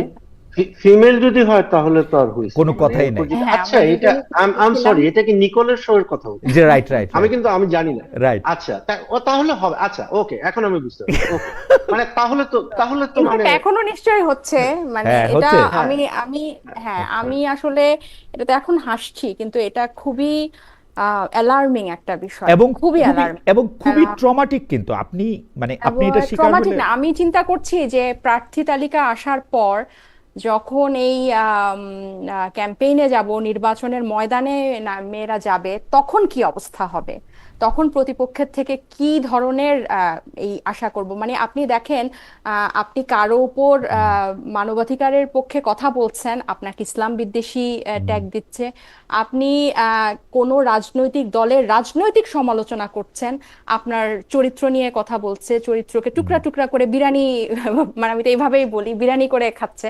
সো এটা খুবই অ্যালার্মিং। এবং আমার অনেক বন্ধু বান্ধব আছে, খালেদ ভাই আপনারও নিশ্চয়ই প্রশাসনে অনেক পরিচিত আছে, আমি কিন্তু আমার ফ্রেন্ডের থেকে শুনি যে এগুলো কিন্তু আইসিটিতে, মানে যে ডিপার্টমেন্ট, এটা কিন্তু কন্ট্রোল করা সম্ভব, এই সাইবার বুলিংটা কন্ট্রোল করা সম্ভব, এই ধরনের মানে মানে অবিশ্বাস্য রকমের এই কমেন্ট গুলা, হাজার হাজার কমেন্ট এট এ টাইম, এক একটা অ্যাকাউন্ট থেকে 10-20টা করে একই ধরনের কুৎসিত মানে কমেন্ট, এগুলো কিন্তু মনিটর করা সম্ভব, এই অ্যাকাউন্টগুলোর বিরুদ্ধে কিন্তু ব্যবস্থা নেওয়া সম্ভব। কিন্তু কোনো এক অজানা কারণে এটা একটা মহামারীতে রূপ নিয়েছে গত 8 মাসে। এবং আমি এটাকে অ্যালার্মিং বলছি এই কারণে, দুইটা কারণে। একটা হচ্ছে আমরা যদি মেয়েরা নির্বাচনে অংশ নেই, তখন এই নেক্সট 3 মাস 2 মাস আমরা কিভাবে পার করব, এক। দুই হচ্ছে কিভাবে এটা মত প্রকাশ করব। এই যে আমি তো তারও মানে তাদের রাজনৈতিক না সমালোচনা ডক্টর করছি, জাবিন, আমি ডক্টর কিন্তু জাবিন, আমি মেয়েদের ব্যাপারটা যদি একটু আলাদা করে রাখি, কারণ এটা আমার জন্য, আমি আসলে তাসনিম যতটা বিরক্তি নিয়ে বলছেন না যাই নাই, আমারও ততটা বিরক্তিই লাগে আসলে কোনো একটা মানুষকে তার প্রতিপক্ষ হোক বা তার বিরুদ্ধ মত হোক, তাকে আসলে মানে ব্যক্তিগত পর্যায়ে আক্রমণ করা, এবং মেয়ে হলে সেটা বেশি করা। কিন্তু আমি একটা জিনিস শুধু জানতে চাই ডক্টর জাবিন, আপনার কাছে কি মনে হয় না যে বাংলাদেশে এই ট্যাগিং, এই সংঘবদ্ধ আক্রমণ, এইটা আওয়ামী লীগের পরে এনসিপি সবচেয়ে বেশি করছে? মানে এনসিপির জন্মের আগে এবং পরে, নাকি জামাত ইসলাম বেশি করছে? তাসনিম মাথা নাড়াচ্ছেন, মানে তাইলে হয়তো জামাত ইসলামের চেয়ে একটু কম এনসিপি, আমি জানি না, কিন্তু না এনসিপি না যে খালেদ কি ভাই, এই পরিমাণ করছে। শোনেন, রাজনীতির জি আপনি ভাই, মনে এই ভুল ক্ষেত্রে বলছেন, আমি এই expert। ট্যাগিং এর রাজনীতি সবচেয়ে বড় ভিকটিম এনসিপি, তাই? সবচেয়ে বড় ভিকটিম। আচ্ছা, আমি আপনাকে কয়টা তাই না, উদাহরণ দেব। এটা আপনার দাবি। আমি একটু তাসনিমকে শুনি, ট্যাগিং এর রাজনীতির ভিত্তি আচ্ছা, আপনার কেন মনে তাসনুবা, হয়? একটু আমি জি আপনার ডিফেন্সেই কথা বলি, ঠিক জি আছে? শোনেন, এই ট্যাগিং এবং সাইবার বুলিং এর মানে হুম ক্ষেত্রে আমি একটা কি, মানে যারা আমাকে ফেসবুকে ফলো করে, হুম এভরিওয়ান নোজ, মানে হুম এটা বছরের পর বছর ধরে চলে আসতেছে। এবং বাংলাদেশে এই কদর্য কুৎসিত বুলিং, এটার মানে সবচেয়ে সিদ্ধহস্ত গ্রুপটা ছিল আওয়ামী লীগ এবং রাইট, রাইট। এক। এবং ওই সময় থেকে, হুম হুম এখন না, নতুন না, হুম ওই সময় থেকে আমি যেটা ট্রেন্ডটা আমি লক্ষ্য করতাম, হুম সেটা হলো ঠিক মুদ্রার অপর পিঠের মতো হুম। এটা ছিল জামাত এবং শিবিরের লোকজন। ওকে। এটা এটা 5ই আগস্টের আগে থেকে। হুম একটা হলো ছাত্রলীগ, আওয়ামী লীগ, মানে লীগ লীগ লীগ, আর আরেকটা হলো জামাত শিবির। ওকে। এবং 5ই আগস্টের পর থেকে দুই দিক থেকেই কিন্তু এখন আক্রমণ হচ্ছে। আমি আপনার সাথে দ্বিমত করবো, বিকজ আমি কিছুটা তো অন্তত দেখি। হুম মানে অনলাইন বুলিং এর বিষয়টা যদি আমি বলি, আপনি দেখবেন যে এনসিপি বলেন বা বিএনপি বলেন, বা এদেরকে কিন্তু সবচেয়ে কুৎসিত আক্রমণটা করতেছে দুই দিক থেকে। হুম একটা হলো লীগ, তো ডেফিনেটলি তাদের হুম এনসিপি বা গণ হুম অভ্যুত্থানের নেতৃত্বদানকারী পক্ষের ব্যাপারে হুম। একটা বিদ্বেষ আছে সেটা। আর আরেক দিকে হলো নারী যারা, তারা সবচেয়ে বেশি আক্রমণের সম্মুখীন হচ্ছেন, এই যে আলবটর বাহিনী যেটাকে বলা হয় এখন ওকে, আমি লোকালি। আমি আপনার বক্তব্যের সাথে আমি একমত হয়ে আমি একটু এইটাকে ভার্চুয়াল জগৎ থেকে আসল জগতে একটু নিয়ে যাই। তাহলে আমি একটু প্রশ্নটা করি হচ্ছে যেরকম যে আসল জগতে কি আমরা এটা দেখছি শিক্ষকদের হেনস্থা করা হচ্ছে? আমরা কি এইটা দেখছি যে ঘোষণা দিয়া বিচারকদের চেয়ার থেকে নামায় দেওয়া হয়েছে? আমরা কি এইটা দেখছি যে যে কোনো সময় যে কোনো জায়গায় আমি সমন্বয়ক এই পরিচয় ব্যবহার করা হচ্ছে এবং এই মবটাকেও ডিফেন্ড করা হচ্ছে? এখন যখন না খালেদ ভাই, আলোচনাটা হচ্ছে এরকম। এখানে একটা না, আপনার প্রিমাইসটাতে একটা প্রবলেম আছে। ওই যে সময় টেম্পোরাল একটা সমস্যা করতেছেন আপনি। হুম যে সময়কার কথা বলতেছেন সেই সময় তো এনসিপি ছিল, হুম এবং ওই সময়ে যে আপনার ইয়ে যারা ছিল, সমন্বয়ক যারা ছিল, হুম এরা তো এরপরে অনেক ভাগে ভাগ হয়ে গেছে। এই আপ বাংলাদেশ, ডাউন বাংলাদেশ, তারপরে আরো কি কি হয়েছে না, হুম বিভিন্ন পার্টি, ইনকিলাব মঞ্চ, এই মঞ্চ সেই হুম মঞ্চ, মানে এই সবাই যে ওই সময়কার মব যারা করছে বা ওই সময়কার ট্যাগিং হুম। সন্ত্রাস যারা করছে, এরা সবাই যে এনসিপি তে চলে আসছে, এটা তো আমরা না প্রমাণ না, করতে পারবো। এনসিপিটা হলো আপনি যদি এখন মোটের উপর চরিত্রটা এক। আপনি দেখেন হুম, যে দলগুলি আপনি বললেন সেই দলগুলির একটা দল যে ভাষায় ওইটা না ওইটা ছিঁড়া ফেলবো বলে এবং হুম, হুম, মানুষকে হুম, দেখলে সংঘবদ্ধ আক্রমণ করে, হ্যাঁ, তারা তাদের জোটবদ্ধ দলের একজন প্রার্থী কোথাও গেলে যখন আক্রান্ত হইতেছে আমরা তারা সাপোর্ট করতেছি না, কিন্তু আমি প্রশ্নটা তো করতেই পারি এটা শুরুটা আপনারা করছেন কিনা, এইটার দায় আপনারা নিবেন কিনা যে আমরা আগে যেগুলি করছি সেগুলি ঠিক করি নাই। আচ্ছা, এটা এটা আমাকে মনে হয় এইটা আমি কাজগুলোর কাছে প্রতি জিজ্ঞেস প্রশ্ন করতেছি মনে যে হয়। আপনারা না, আগে এটা যেগুলি করছেন এটা সেগুলি ঠিক খালেদ করছেন ভাই, কিনা। আমি আপনার সাথে কমপ্লিটলি দ্বিমত। এটা আপনার পারসেপশন, এটা এটা হতে পারে, কারণ আপনার নিজের হয়তো ব্যক্তিগত অভিজ্ঞতাটা এখানে মার্জ হয়ে যাচ্ছে। এটা আমি যখনকার আমার একটা কথাগুলো আপনি ব্যক্তিগত বলছেন, অভিজ্ঞতার কথা আমি বলি একটু নাই। আমি একটু আমি শেষ করি খালেদ ভাই। বিচারকদেরকে বাইর করে দেওয়া, না, এটা তো শিক্ষকদেরকে এটা তো দূর করে আপনি দেওয়া, জুতার তাসনিম মালা ভাই দেওয়া বললেনই। মানুষকে, না না, আমি এটা সেগুলি কথা তাসনিম ভাই বলতেছি। বললেনই। আপনি সারা দেশের সমন্বয়কদেরকে যদি আম, একটা একটা দলের করে ফেলেন, হ্যাঁ, এনসিপির করে ফেলেন, এটা একটা কমন থিং হয়ে গেল না। গণ অভ্যুত্থানের সব ধরনের সমালোচনা, সব ধরনের দোষ, সব ধরনের ব্যর্থতা সব হচ্ছে এনসিপির, এই দলের, এই সাইডের। আর যখনই জুলাই যোদ্ধাদের কোনো অবহেলা হয়, কোনো চিকিৎসার, সব দোষ আমাদের। কিন্তু ভাগীদার হচ্ছে আমরা সবাই। এই কথাটা তো আমি আপনার শোতে এর আগেও বলেছি। তো আপনি যে এই কথাগুলো বলছেন, আপনি দেখেন একটা বৈষম্য বিরোধী ছাত্র আন্দোলন, এই ব্যানারে যে গণ অভ্যুত্থান হলো, এখানে পুরো দেশের ছাত্ররা অংশ নিয়েছিল এবং পরবর্তীতে এটা একটা নির্দলীয় ব্যানার ছিল। এটাকে যখন আপনি একটা রাজনৈতিক ট্রান্সফরমেশনে দিবেন, এটার কিন্তু ভুল হোক শুদ্ধ হোক একটা পথের মধ্যে দিয়ে যেতে হবে, এটা শেপে আসতে হবে। এখন তখন যা যা হয়েছিল, এটার জন্য যদি এখনো এটাকেই কোরিলেট করে আপনি বলেন যে এটার সূত্রপাত আমরা করেছি, এটা অত্যন্ত ভুল কথা। কারণ এটা সবচেয়ে বড় ভিকটিম, আমি যেটা বলছি, এই যে ট্যাগিং করা বা এই ধরনের সবকিছুর মানে ফোকাসটা এনসিপির উপর রাখা, বা এই নতুনরা বিশেষ করে এই সবগুলোর বয়ানটা গিয়ে কোথায় শেষ হয়, যে নতুনরা পুরানোদের মতো। সব জায়গায় এস্টাবলিশমেন্টে যে নতুনরা পুরানোদের মতো, আসলে এটা নতুনরা এস্টাবলিশ পুরানদের মতো করারই না, কিন্তু আসলে নতুনরা পুরানদের মতো না। অবশ্যই না। কারণ এবং আমি এটাও স্বীকার করি যে 15 মাস বা 9 মাস যথেষ্ট না এটা প্রমাণ করার জন্য। এইটা আজকে এইটা বুঝতে পারি যে 15 মাস বা 9 মাস প্রমাণ করা যথেষ্ট না হলে আপনাদের যে মিল আছে মানে সেইটা তো বোঝা যায়। এটা এটা এটা হচ্ছে এই যে আপনি আজকে এটা হচ্ছে এই মিলটা যে আপনারা গাছ থেকে অনেক দূরে গিয়ে পড়বে না, খুঁজে খুঁজে বের করেন। আপনারা দেখেন মাইক্রোস্কোপিক্যাল মিলগুলা খুঁজে বের করেন, আর যেগুলা ম্যাক্রোস্কোপিক্যাল মিল ওগুলো আপনাদের আমি আসলে ডক্টর জাবিন আমি আসলে সরি, পুরনো রাজনৈতিক দলগুলির থেকে আপনাদের কোনো অমিলে আমি দেখি না, একটিও না।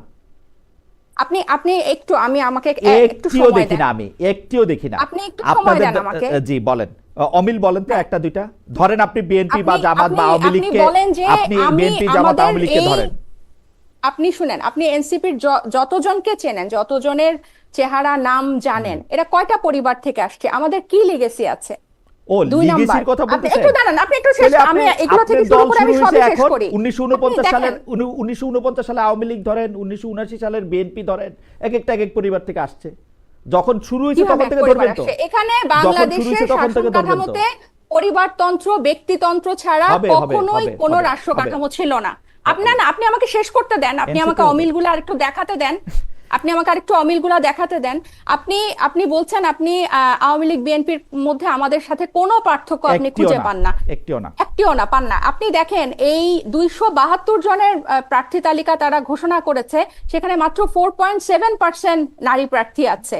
আর এইটা হচ্ছে সেই পুরনো দশক ধরে তারা রাজনীতি করছে। আর আমরা 2024 সালে 25 সালে জন্ম নিয়ে আমরা এখন ওই ফাইটটাই দিচ্ছি। আপনি কিভাবে এখানে মিল খুঁজে পান? তারা নারী নেতৃত্ব তারা তৈরি করতে পারে নাই, তারা কোন সাংবিধানিক প্রতিষ্ঠানকে নির্বাহী ক্ষমতা থেকে আলাদা করতে পারে নাই। আমরা আপনি কি মনে করেন যে এনসিপি যদি বা এই নতুন পোর্শনটা যদি জুলাই গণঅভ্যুত্থানের পরে না থাকতো, এই টোটাল জুলাই সনদ জিনিসটা হতো, এই সংস্কারের আলোচনা হতো, এই গণভোট হতো না। এই গণভোট, এই জুলাই সনদ এনসিপি কে পুরনো রাজনৈতিক দল থেকে অনেকগুলি ভালো জিনিস আপনি পাইছেন। কিভাবে এই অমিল খুঁজে পান না? মানে জুলাই সনদ হইতো, জুলাই সনদ। আচ্ছা না, আমি একটু জানতে চাচ্ছিলাম পরিবারতন্ত্রের। আচ্ছা তাজনুবা, আপনাদের তো কখনোই কিন্তু জুলাই সনদ হতো না যদি এই শুধু বিএনপি জামাতের এই নতুন কেউ এই পোর্শনটাতে, এই ময়দানে যদি নতুনরা না আসতো। দেখেন এবং আমি কি একটা প্রশ্ন করতে পারি? আচ্ছা একটা সেকেন্ড, হ্যাঁ ডক্টর জাবিন আপনাকে একটা প্রশ্ন করতে চাচ্ছি। আমি একটা প্রশ্ন করতে চাচ্ছি, সেটা হলো যে এই যে আপনি পরিবারতন্ত্রের যে পয়েন্টটা বললেন, এটা প্রশ্ন বোঝার জন্য। হ্যাঁ, ধরেন খালেদা জিয়ার ছেলে তারেক রহমান বা শেখ মুজিবের মেয়ে শেখ হাসিনা, এইরকম তো কিছু পরিবার আছে, কিন্তু আপনাদের নেতৃবৃন্দের তো মাত্র বিয়ে শাদী হইতেছে। মানে আপনারা কি এরকম কোন অ্যারেঞ্জমেন্টে যাবেন? এই পরিবারতন্ত্র বলতে আমি এটা বুঝি না। নাহিদ ইসলামের বাচ্চা কাচ্চারা কি এনসিপি করতে পারবে না? নেতা হতে পারবে না, আপনি আমার পয়েন্টটা ভুল করেছেন। আমি বিএনপির কথাই বলি। কেন প্রধানমন্ত্রী, ওনার দলের প্রধান সবকিছু এক পরিবার থেকে হতে হবে? সেটা তো কেন বিএনপি থেকে কি ইলেক্টেড হয় নাই? শেখ হাসিনা তো ইলেক্টেড ছিল। না শেখ হাসিনা তো, এটা তো আমি এই দুটো পরিবারের কথা বলছি। আমার মনে হয় ডক্টর জাবিন আপনি তুলনাটা সঠিক দিচ্ছেন। কেন আপনি সঠিক দিচ্ছেন আমি আপনাকে বলি। জিয়াউর রহমান সাহেব যখন এই দলের নাম কি, বিএনপি, জনদল হয়ে বিএনপি গঠন করেছেন, তখন কিন্তু তার স্ত্রী পুত্র এটার প্রধানমন্ত্রী, প্রেসিডেন্ট কিছু হন নাই। আপনারা মাত্র শুরু করছেন, আপনারা তুলনা দেন 78-এর বিএনপির সঙ্গে, 49-এর আওয়ামী লীগের সঙ্গে, তাহলে তুলনাটা সমান হবে। ঠিক আছে, ওরা পরে দিয়ে গিয়ে কি করবে, আপনারা পরে দিয়ে গিয়ে কি করবেন আমরা জানি না তো। ঠিক আছে, আপনি যখন উৎস নিয়ে তুলনা দিবেন, আপনি উৎস নিয়েই তুলনা দেন। হ্যাঁ, এবার আপনি আমাকে একটু বলতে দিবেন। মানে আবার কি বলেন? আপনার প্রশ্ন ছিল, প্রশ্নগুলি করতে হতো আর কি। বেশিক্ষণ না, 30 সেকেন্ডে আমি শেষ করব। আপনারা এই পরিবারতন্ত্রের যখন বিষয়টা আসে তখন আপনারা উৎসে চলে যান, অন্যান্য প্রশ্নে আপনারা কেন উৎসে যান না?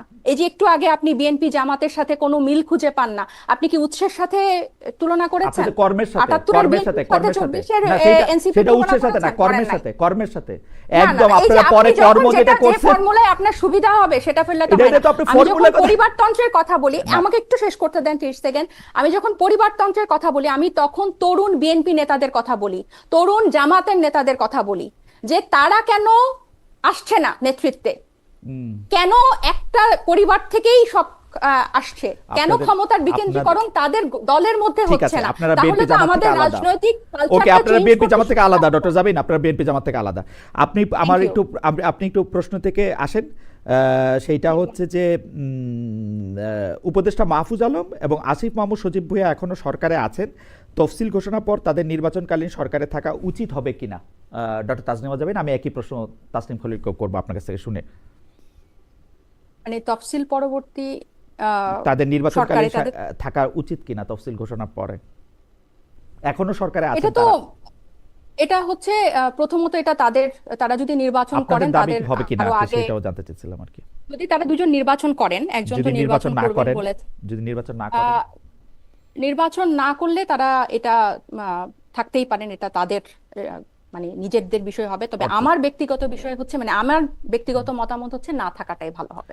আচ্ছা, মানে ব্যক্তির মতামতের কথা বলছেন, জনাব তাসনিম খলিল, আপনি না কি থাকাটা বলবেন? ভালো হবে, কারণ তারা কি এনসিপির অংশ? কারণ এনসিপির অংশ না, কিন্তু আহ, তারা ছাত্র নেতা এবং তারা এই এনসিপির অনেক নেতারা একসাথে রাজনীতি করেছে, তাদের একসাথে চলাফেরা। সো নির্বাচনকালীন আম, সময়ে তারা, এটা আমি আবার বলছি আমার নিজের মত, তারা নির্বাচন করুক বা না করুক, তারা সরকারে না থাকাটাকেই আমি ভালো মনে এমনি করি। এনসিপির কোনো মত কি আছে, মানে আপনাদের না, নেতৃত্ব? এরকম এরকম আমরা তো আমাদের নিজেদের নির্বাচনের প্রস্তুতি নিয়ে আমরা, আমাদের অনেক সরকারে কে ব্যস্ততা আছে, যাচ্ছে, সরকারে এখানে কে এখানে আছে? উপদেষ্টাদের কি চিন্তা করছে এটা দলীয়ভাবে ঠিক করার তো আসলে মনে হয় না কোনো সুযোগ আছে। ওকে, এইটা নিয়ে জনাব তাসনিম খলিল, আপনার কাছে কি মনে হয় যে এখনো সরকারে আছেন, তফসিল ঘোষণার পর নির্বাচনকালীন সরকারে তাদের থাকা উচিত হবে কিনা? না, ওরা তো এনসিপির অংশ না। যদি না অংশ হয় তাহলে অবশ্যই সরকারে থাকবে, আমি তো কোনো সমস্যা দেখি না। তারা তো হুম। ডেফিনেটলি গণ অভ্যুত্থানের প্রতিনিধি হিসাবে যখন তারা সরকারে গেছেন তখনও তো এনসিপির জন্মই হয়নি। এখন এনসিপি যদি একটা ইলেকশন কন্টেস্ট করে এবং এনসিপির সাথে তাদের মানে কি বলে অফিসিয়াল কোনো সম্পর্ক না থাকে, হুম। তাইলে আমি তাদের পদত্যাগ করা বা সরকারে না থাকার আমি কোনো কারণ দেখি না। উম, আমারও মনে হয় যে মানে সরকার এতদিন আছেন, নির্বাচনটা করেই যান, তারা নিশ্চয়ই খুবই ভালো উপদেষ্টা ডক্টর মোহাম্মদ ইউনূস, তাদেরকে খুব রিলায়ও করেন। তারা যদি ইলেকশন না করেন, তারা, আমারও মতামত, তারা আসলে নির্বাচনটা করে গেলেই ভালো করবেন। আমাদের একজন দর্শক একটি মন্তব্য করেছেন, মামুন হোসেনের নাম, খালেদ সাহেব কখন যেন বলে বসে জুলাই আন্দোলনী মব, আমি সে অপেক্ষায় আছি। ইন্টারেস্টিং। আমি একটু ডক্টর তাসনিমা জাবিন জাবিন আপনার কাছে প্রশ্ন করতে চাই, যে যেটা কমন প্রশ্নের শেষ প্রশ্ন, নির্বাচনে আওয়ামী লীগ থাকছে না, সেক্ষেত্রে কথিত মুক্তিযুদ্ধের পক্ষ বিপক্ষ শক্তি, আমি এটা অবশ্য মানি না, আমার কাছে আওয়ামী লীগকে মুক্তিযুদ্ধের সবচেয়ে বিপক্ষ শক্তি মনে হয়েছিল যতদিন তারা ক্ষমতায় ছিল। ভোটের মাঠে এটা আর কোনো ফ্যাক্টর কিনা, কারণ তারা মুক্তিযুদ্ধের সবগুলি পয়েন্ট অস্বীকার করছিল। কিন্তু ঘটনা হয়েছে, এখন যারা আওয়ামী লীগের এগেনস্টে কথা বলে তারা প্রথমেই মুক্তিযুদ্ধকে দুইটা গালি দিয়ে নেয়। এইটা কেন করে, এটার কোনো মানে আমি এটা ঠিক জানি না।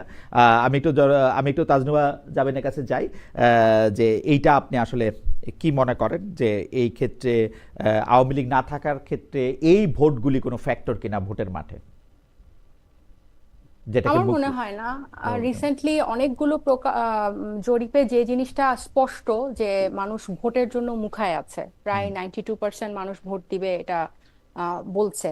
এবং আমরাও দেখছি সবাই ভোটের ব্যাপারে খুবই পজিটিভ।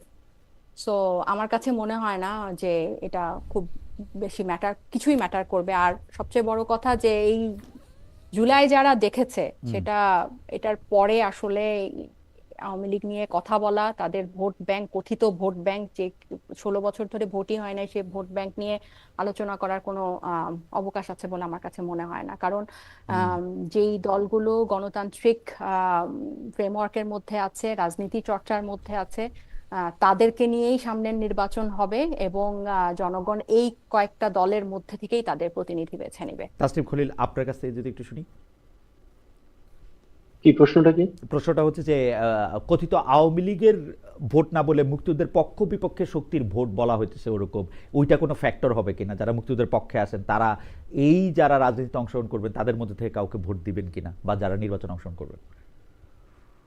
না, এখানে মুক্তিযুদ্ধের পক্ষ বিপক্ষের তো কোনো ব্যাপার না। আওয়ামী লীগের যেমন একটা ছিল, আওয়ামী লীগের একটা বড় ভোট ব্যাংক ছিল তাদের স্টেটেড সেকুলারিজমের পক্ষে বা প্রোগ্রেসিভ ভ্যালুজ এর পক্ষে, বা সাম টু অ্যান এক্সটেন্ট মুক্তিযুদ্ধের চেতনার পক্ষে যেটা, হ্যাঁ।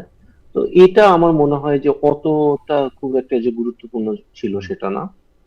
আহ আমাদের একটা জিনিস বুঝতে হবে যে বাংলাদেশ রাষ্ট্র ক্ষমতায় যাওয়ার মতো সাংগঠনিক ক্যাপাসিটি আছে দুইটা দল, হ্যাঁ। একটা ছিল আওয়ামী লীগ, যেটা এখন মৃত, ইটস হুম, গন। এটা হুম। আওয়ামী লীগ কখনো ফেরত আসবে আওয়ামী না, লীগ এটা আমি আগেও বলছি। হিস্ট্রি। হ্যাঁ, আওয়ামী লীগ ইজ ডেড, আওয়ামী হুম, লীগ ইজ হিস্ট্রি। হুম, আর আরেকটা হলো বিএনপি, হুম, হ্যাঁ।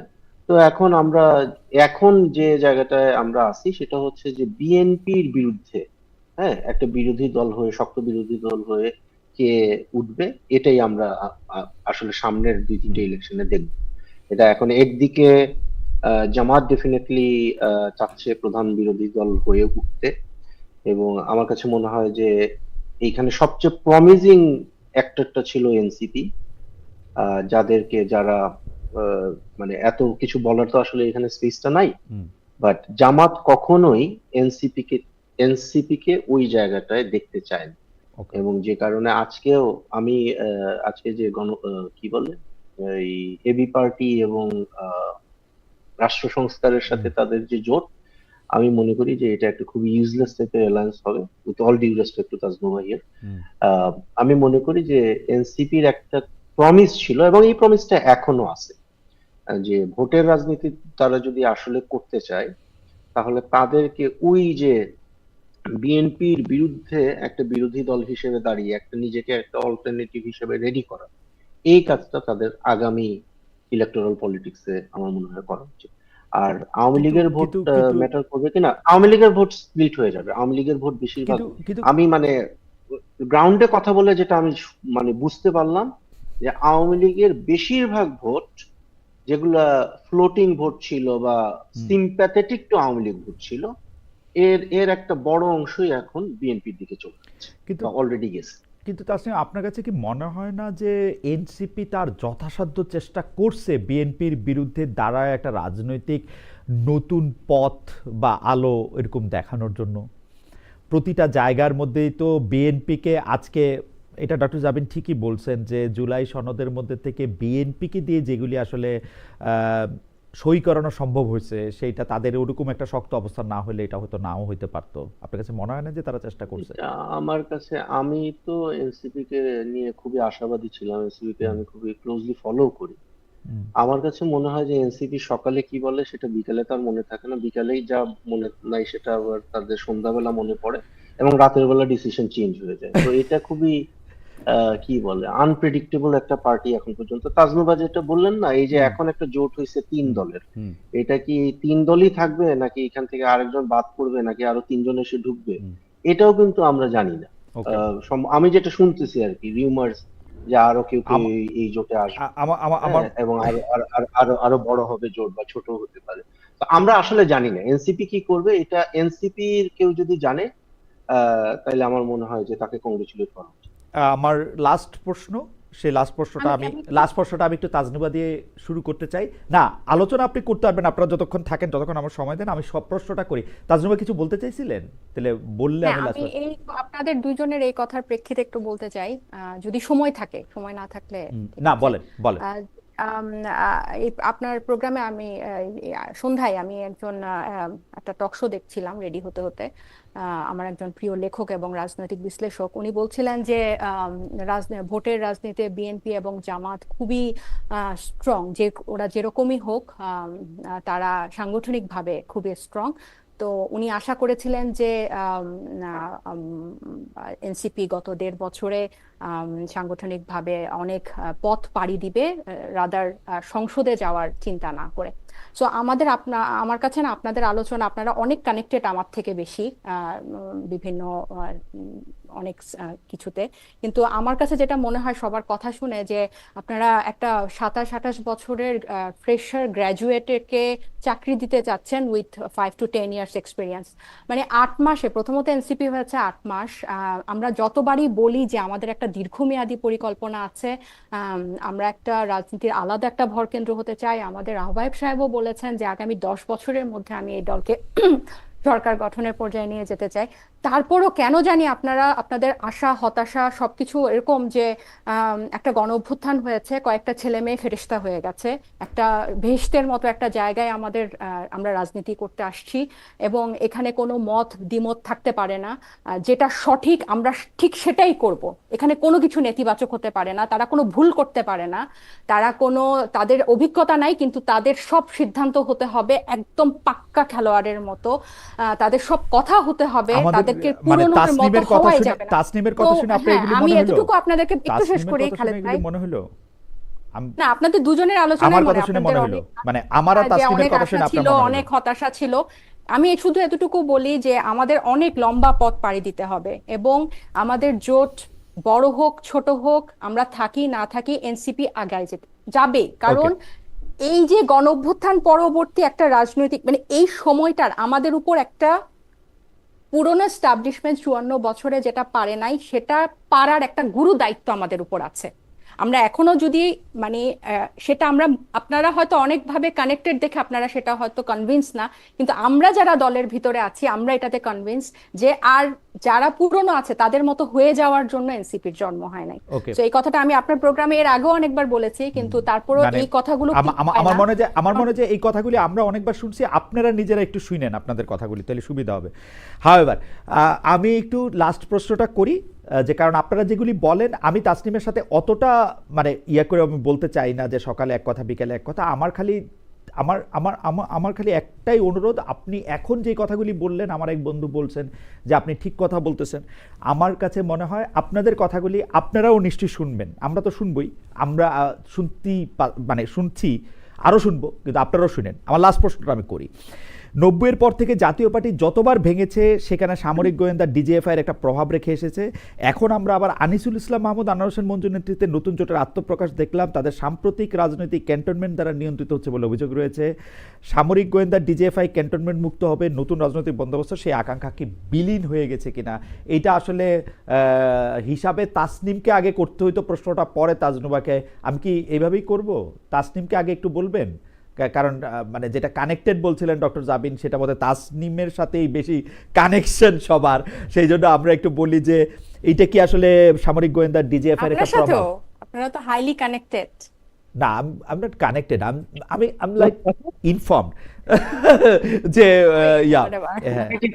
আপনি খালেদ ভাই কি কারো কোটেশন দিচ্ছেন জাতীয় পার্টিকে নিয়ে?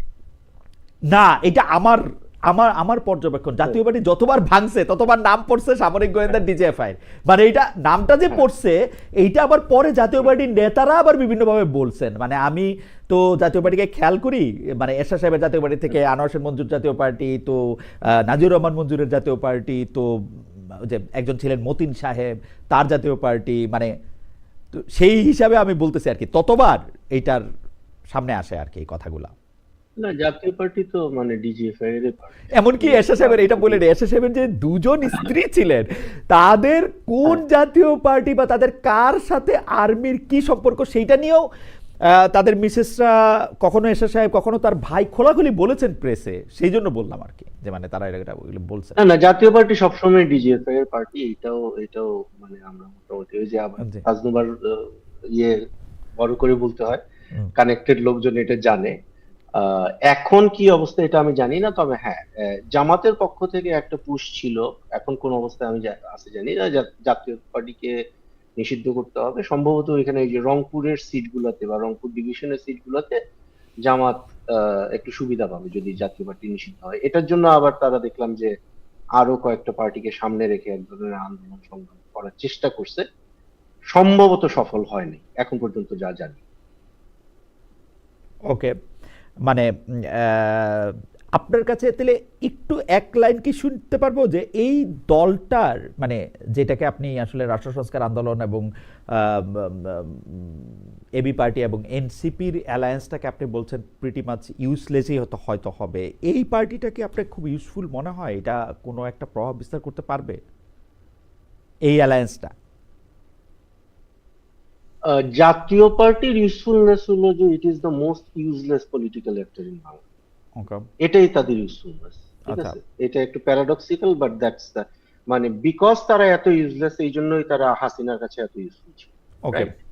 তো মানে অতটা হ্যাঁ, অতটা ইউজলেস হওয়াও একটা আসলে কোয়ালিফিকেশন আপনি মনে হ্যাঁ করেন? ইউজলেস মানে মানে কোন একটা পক্ষের পক্ষে অ্যাবসলিউট ইউজলেস হয়ে যাওয়াটা কিন্তু এক ধরনের অ্যাচিভমেন্ট, নেগেটিভ অ্যাচিভমেন্ট হিসেবে বলতেছে। সো জাতীয় পার্টি হলো ওই লেভেলের ইউজলেস। আহ, আর আপনার যে প্রশ্নটা ছিল যে এনসিপির যে জোটটা, হুম, এখন তাজনুভা খুবই আহত।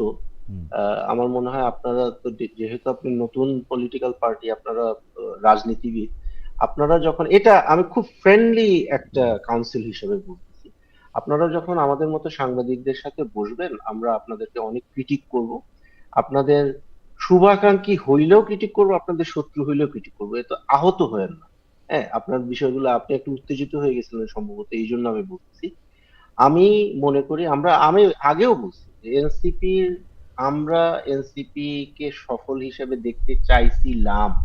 হ্যাঁ, জামাত কি করতেছে বা এবি পার্টি কি করতেছে বা এই যে কি জানি আরেকটা রাষ্ট্র সংস্কার আন্দোলন কি করতেছে, এটা নিয়ে কিন্তু আমাদের অত মাথা ঘামাইও নাই, কোনোদিন আমরা কথাও বলি নাই। আপনাদের প্রতি আমাদের আশা ভরসা ছিল, এবং আমরা অত্যন্ত বেদনার্ত বলতে হবে যে আপনারা এখন পর্যন্ত আমাদের চোখে, অবজেক্টিভ জার্নালিস্টদের চোখে, আপনাদের পলিটিক্যাল মিশন যেটা ছিল যে নতুন একটা বাংলাদেশ আপনারা উপহার দিবেন বলছিলেন, সেই 24 অগাস্ট মাস থেকে বলে আসতেছেন, আপনারা সেটা দিতে ব্যর্থ হয়েছেন। এখন এই কথাটা বলার মানে কিন্তু আপনাকে খারিজ করে দিচ্ছি না। এই কথাটা বলার মানে হচ্ছে যে আমরা আপনাদেরকে অনুরোধ করতেছি যে আপনারা আবার ড্রয়িং বোর্ডে ফেরত যান। আমাদের গুডউইল আপনাদের সাথে আছে, এবং আপনারা আসলেই একটা শক্ত বিরোধী দল, এবং কোনো না কোনো সময় একটা পাওয়ার পার্টি হিসাবে আপনারা বাংলাদেশের পলিটিক্সে আসেন, এটাই আমরা চাই। তো আপনি যদি আহত হয়ে থাকেন, আমি আপনার কাছে সরি বলবো। আমি না না না, আমি একটু আহত আমি হয় নাই। আমি আমি আমি শুধু একটু বলি প্রশ্নটা খালেদ করি, ভাই, আমি শুধু আহত হয় নাই। আমি প্রশ্নটা করি একবারে বললেন আর কি। আমি আমার জায়গা থেকে বলি, বাংলাদেশের রাজনৈতিক দলগুলির মধ্যে বিএনপি বাদে, আওয়ামী লীগের জন্ম আমার জন্মের আগে, বিএনপি এবং জাতীয় পার্টিকে আমার জন্মের পরে জন্ম নিতে দিয়েছে, এবং আওয়ামী লীগের, বিএনপির, জাতীয় পার্টির, জামাতে ইসলামের কোনো রাজনৈতিক দলের প্রতি আমার আমার কোনো ধরনের কোনো প্রত্যাশা কখনো তৈরি হয় নাই, এবং আমি কখনোই এর কোনো রাজনৈতিক দলের জীবনে কোনো ভোট দেই নাই। কিন্তু এনসিপি যখন প্রথম রাজনৈতিক দল করে আসছে, আমারও তাসনিম মানে রাজনৈতিক দলের আগেও যখন নতুন বন্দোবস্তের কথা বলছে, আমারও অনেক আশা ছিল। আমি এত সরাসরি তাসনিমের মতো বলতে পারবো না, কারণ তাসনিম অনেক সরাসরি কথা বলে। আমি বলতে পারবো না যে আমার সমস্ত আশা ভঙ্গ হয়েছে, কিন্তু আমি বলতে পারি যে আমার 95% আশা ভঙ্গ হয়েছে, ওটুকু পর্যন্ত আমি যাইতে পারি। এবং আমি এনসিপির দিয়া আর আশা দেখতে পারবো কিনা সেটা আমি জানি না, মানে এখনো জানি না আর কি। তাজরুবা যদি প্রশ্নের এই কথারও জবাব দেন, আর প্রশ্নের আর আহত না হওয়ার ক্ষেত্রে তাসনিম সরি বলছেন, আমি আরো 10 বার সরি বলতে রাজি আছি। আপনারা আমার খুবই প্রিয়, আপনারা কখনো কোনো কারণে আমার আচরণে দুঃখ কষ্ট পাইলে আপনারা মাফ করে দিন। 10 বার, 15 বার, 20 বার মাফ চাইতে আমি রাজি আছি। প্রশ্নটা করি, সেইটা হচ্ছে এবার একটু কথা বলি আমি। জাতীয় পার্টির নেতৃত্বে যে দল গঠিত হয়েছে, জোট গঠিত হয়েছে, সেইটারে আপনারা রাজনীতিতে গুরুত্বপূর্ণ মনে করেন কিনা? জি তাজনুবা। আচ্ছা, আপনারা দুজনই যেভাবে মাফ চাইছেন, মানে আমি থ্যাংক ইউ দিই দলের পক্ষ থেকে যে আপনার 5% আছে, আর তাসনিম ভাইয়ের এখনো গুডউইল আছে আমাদের সাথে। সো সব মানে জুলাইও সব আশা যেখানে শেষ হয়ে গিয়েছিল, এরপর থেকেই আসলে আমাদের শুরু। আমি এতটুকু দৃঢ়ভাবে বিশ্বাস করি এনসিপি বাংলাদেশের ভবিষ্যৎ। সেটা ব্যর্থতার মধ্যে দিয়ে যাক আর যেসব চ্যালেঞ্জের মধ্যে দিয়ে যাক, ওই 5%কে 100% ইনশাল্লাহ আমরা করতে পারবো। যদি করতে পারি, আমরাই করতে পারবো। সেকেন্ড প্রশ্নে আমি আমার উত্তেজিত হব না, আমি একটু আপত্তি জানাই। আপনারা যেভাবে দুইটা জোটকে তুলনা করছেন, যে এই জোট ইউজফুল না ওই জোট ইউজফুল, জাতীয় পার্টির রিলেটেড কোনো জোট বা জাতীয় পার্টির সাথে কিন্তু জুলাই গণ অভ্যুত্থানে এইভাবে ফ্যাসিবাদের বিরুদ্ধে এরকম মানে বোল্ডলি অংশ নেওয়া তিনটা দলের জোটের কোনো তুলনা হয় না। জাতীয় পার্টি তো মানে সিনোনিম অফ দ্যাট ফ্যাসিস্ট। এখানে তো এই জোটের সাথে এটার কোনো তুলনাই হয় না। এদের রাজনীতি করার অধিকার আছে কিনা, এরা শুধু গৃহপালিত না, এটা মোর দ্যান দ্যাট। এবং আপনারা হয়তো এটাকে আলোচনায় তাদেরকে রাখবেন, কিন্তু বাংলাদেশের মানুষ ইতিহাস তাদেরকে মনে রাখবে যে তারা ফ্যাসিস্টের, আওয়ামী লীগের একদম সবচেয়ে ক্লোজ সহযোগী ছিল। এবং তাদের মধ্যে থেকে বিরোধী দল রেখে তারা মন্ত্রী প্রতিমন্ত্রীও হয়েছে। সো এখন এরকম একটা রাজনৈতিক দলের, অন্যান্য বড় বড় রাজনৈতিক দলের দেখছি যে তাদের ব্যাপারে বোল্ডলি বলতে, ডিসিশন নিতে অনেক আনকমফোর্টেবল, অনেক হেজিটেশন আছে। আমাদের কোনো হেজিটেশন নাই।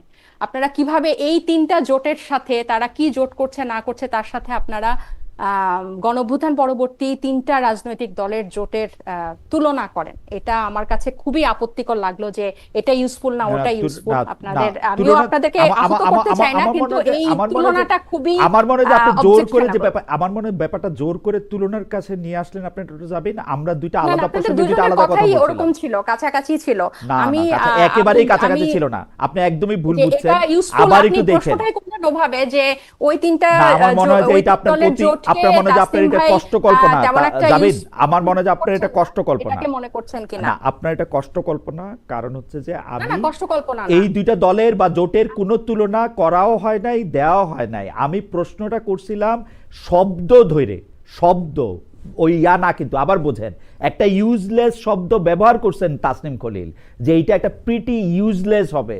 আমি বলছি ওইটা ইউজলেস হবে, এটা আপনি বলছেন। এই জোটটা সম্পর্কে আপনি কি মনে করেন? এটাতে শব্দ নিয়ে তুলনা, এটা নিয়ে দলগুলি নিয়ে তুলনা না, কিন্তু দুইটা প্রশ্ন আলাদা, দুইটা প্রশ্নের মধ্যে আরো অনেকগুলি কথা হয়েছে। তারপরে এটা আপনি বলছেন, আপনি যখন এটা বলেন তখন হচ্ছে কি, আমি আপনাকে একটা কথা বলি, আমি আপনাকে একটা কথা বলি, হ্যাঁ আমি আপনাকে একটা কথা বলি, আমি আপনাকে একটা কথা বলি, এটা আসলে ব্যক্তিগত ব্যাপারগুলি বলা উচিত না। আমাদের এখানে কি হয়, আমাদের এখানে কি হয়, আমাদের এখানে এত বড় টক শো দেখার ধৈর্য কারো নাই। সুতরাং একটু জায়গা কাট করা হয়, একটু জায়গায় কাট করে একটু জায়গাগুলি দেওয়া হয়, যেটা প্রিটি ডেঞ্জারাস। কয়েকদিন আগে ঢাকা ইউনিভার্সিটিতে আমি 3.5 ঘন্টা বক্তৃতা দিছি, 3.5 ঘন্টা। তার মধ্যে 20 সেকেন্ডের একটা বক্তব্য নিয়ে আপনারা অনলাইন এবিউজ করেন না তো? আপনারা অনলাইন এবিউজ করছেন আপনাদের নেতারাই সবচেয়ে বেশি। এটা আমি বলতে চাইছিলাম না, ছোট একটা জায়গা ধরে সবচেয়ে বেশি আপনারা এমনভাবে কথা বলছেন যেটাতে হচ্ছে যে মাপ চাওয়া, তো ভাই মাপ চাওয়া, আপনি খুশি না মাপ চাইছি, আরো 50 বার আপনার কাছে মাপও চাই, দোয়াও চাই ভাই। আপনাদের থেকে মাপ চাওয়া ছাড়া তো উপায় নাই, আপনাদের থেকে মাপই চাইতে হবে। এটা পারত তো আমরা, আমাদের মাপ চাইতে হবে না? না না, এটা মাপও চাইতে হবে। আপনাদের নেতারা কি বলছে, আপনাদের নেতারা কি বলছে, আপনি কি বলছেন, চেক ইট ওর ব্যাক। কাছে এত মাপ চাইতে, শোনেন শোনেন, ওর কাছে এত মাপ চাইতে হবে না। ওরা ভালো মানুষ। ওর যদি না, তাজনুভা জামিন যদি ইসলামী ছাত্রী সংস্থা টাইপের কোন সংগঠনের কেউ হইতো, তাইলে you should have been more careful. তো আমার মনে হয় যে এই ধরনের কোনো বিপদে এনসিপিতে তো সবাই আছে, এনসিপিতে তো সবাই আছে, কম তো নাই, কম তো নাই, সবাই আছে, সবাই আছে, কম নাই।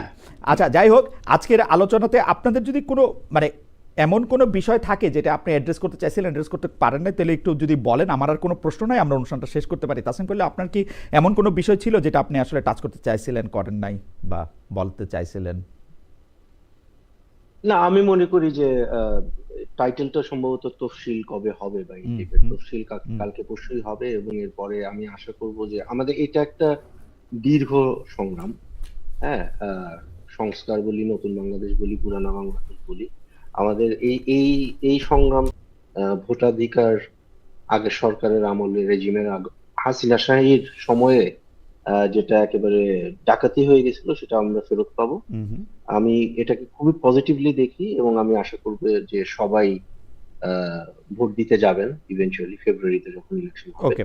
এর আগে নিশ্চয়ই মানে 2 একবার আপনার সাথে আবার আলাপ করব। নিশ্চয়ই। ডক্টর জাবিন, আপনি যদি কোনো কথা বলতে চান। না, আমারও আর আমরা পরপর 3টা নির্বাচন অবৈধ হওয়ার পরে এইবার নির্বাচন কমিশনারদেরকে জবাবদিহিতার অধীনে আনার কোনো নিয়ম বা কোনো ব্যবস্থা যদি সরকারের পক্ষ থেকে জানানো হয়, তাহলে আমরা একটু আরো আস্থা পেতাম আর কি। মানে এবারও কিন্তু নির্বাচন কমিশনারদেরকে জবাবদিহিতার অধীনে আনার কোনো তৎপরতা বা কোনো আইন বা কোনো নিয়মের কথা কিন্তু শুনছি না। ওকে, জবাবদিহির কথা বলছেন ডক্টর জাবিন, আশা করছেন তাসনিম খলিল। আমরা মনে করি যে নির্বাচনকালীন সময়ে বাংলাদেশের যে প্রতিষ্ঠানগুলির ধ্বংস আগে সরকার করে গেছেন, অর্থাৎ বিচার বিভাগ, নির্বাচন কমিশন, এবং বিশেষ করে বেসরকারি সংস্থাগুলির মধ্যে যেগুলিকে আমি বলি পুলিশ এবং আমলা ছাড়াও সাংবাদিকদের, বিশেষ করে মিডিয়া যদি স্বাধীন থাকে, আমরা একটা ভালো নির্বাচন পাবো।